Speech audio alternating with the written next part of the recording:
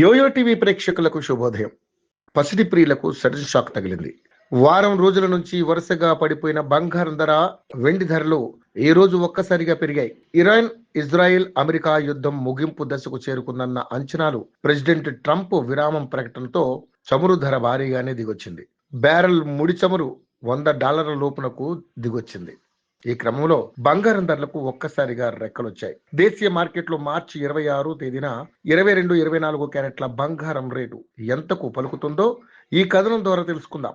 అంతర్జాతీయ మార్కెట్లో బంగారం ధరలు భారీగా పెరిగాయి. స్పాట్ గోల్డ్ రేటు ఔన్స్ కు $135 మేర పెరిగింది. దీంతో ఔన్స్ గోల్డ్ రేటు $4,535 స్థాయికి ఎగబాకింది. ఇక స్పాట్ సిల్వర్ రేటు ఔన్స్ $3.91 మేర పెరిగింది. దీంతో ఔన్స్ వెండి ధర $72 స్థాయిలో ట్రేడ్ అవుతుంది. హైదరాబాద్ బులియన్ మార్కెట్ లో పసిడి ధరలు వారం రోజుల తర్వాత భారీగా పెరిగాయి.